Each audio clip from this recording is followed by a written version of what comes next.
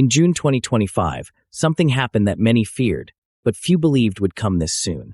Israel launched a massive, coordinated airstrike deep into Iranian territory, destroying nuclear sites, assassinating top generals, and hitting dozens of Revolutionary Guard bases.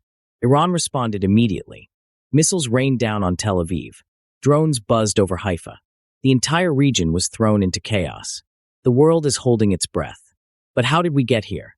This war didn't start in June, or in October 2023, or even in 1979. To understand the Iran-Israel war, we have to go back decades and unravel a story of betrayal, ideology, nuclear fear, and a shadow war finally erupting into the open. Friends turned enemies, the origins. Once upon a time, Israel and Iran were actually friends. In the 1950s, Iran was ruled by the Shah, a Western-aligned monarch. Iran became one of the first Muslim countries to recognize Israel. They traded oil. Their intelligence agencies even trained together. The Shah saw Israel not as an enemy, but as a bulwark against Arab nationalism. But that all changed in 1979. Iran's Islamic Revolution toppled the Shah and replaced him with Ayatollah Khomeini, a radical cleric who despised Israel. Overnight, Iran's foreign policy flipped. Israel was now the little Satan. America was the great Satan. And Iran declared itself the defender of all oppressed Muslims, including the Palestinians. This wasn't just about politics. It was theological. The Islamic Republic saw Israel as an illegitimate, colonial state built on Muslim land, and vowed to end it. From that point forward, Iran and Israel became sworn enemies. The proxy war strategy. Iran didn't attack Israel directly. Instead, it built a network of proxies. First came Hezbollah in Lebanon.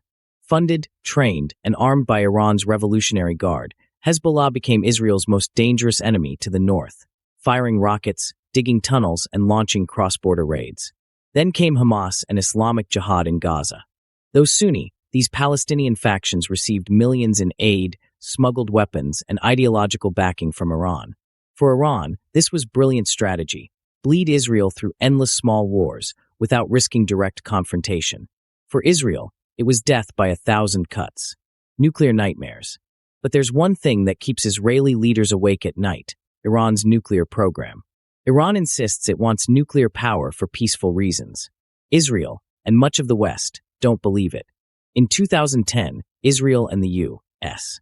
used a computer virus called Stuxnet to sabotage Iran's centrifuges. Iranian scientists started dying in mysterious car bombings. Explosions rocked nuclear sites. Iran blamed Mossad. Israel stayed silent. Then came the 2015 Iran nuclear deal, meant to freeze Iran's program. But in 2018, the U.S. pulled out, and Iran resumed enrichment.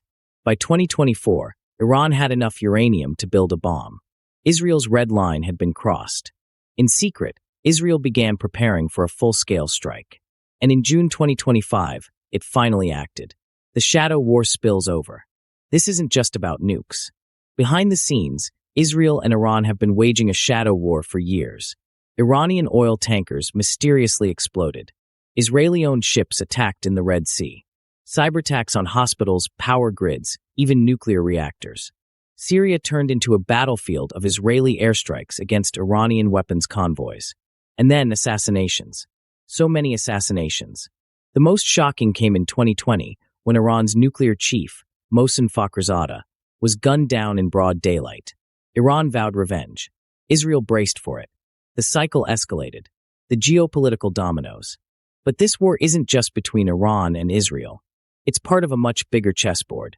After the Abraham Accords in 2020, Israel normalized ties with the UAE, Bahrain, and Morocco. Behind closed doors, it began coordinating with Saudi Arabia too. To Iran, this was a betrayal. Arab unity fractured. Israel was no longer isolated. Meanwhile, the U.S. tightened sanctions, sent warships to the Persian Gulf, and doubled down on Israeli defense. Iran, feeling cornered, turned to China and Russia. Russian anti-air systems now guard Iranian skies. Chinese drones fly over Iranian bases. This is no longer just a regional rivalry. It's a global one. The spark that lit the fire. The Gaza War of 2023 was the beginning of the end. When Hamas attacked Israel on October 7th, killing over 1,000 people, Israel responded with overwhelming force. But soon Hezbollah joined in. Iraqi militias joined in. The Houthis in Yemen joined in. All of them funded, trained, or inspired by Iran. Then came the real breaking point. In late 2024, Israel assassinated Hezbollah's leader, Hassan Nasrallah. Iran saw this as a direct attack. The countdown had begun. On June 13, 2025, Israel struck Iran directly. Not proxies, not covert hits. Open war. Iran fired back. And now the world waits. Will this become the next Middle East war? Or a spark for something far worse? So what's the truth? The Iran-Israel war isn't just about land, or religion, or even nuclear weapons. It's about identity, survival, history, fear. Both nations see themselves as justified. Both fear annihilation. And both have spent decades preparing for this moment. Now it's here. The question is, what comes next? Stay tuned, because this war, it's far from over.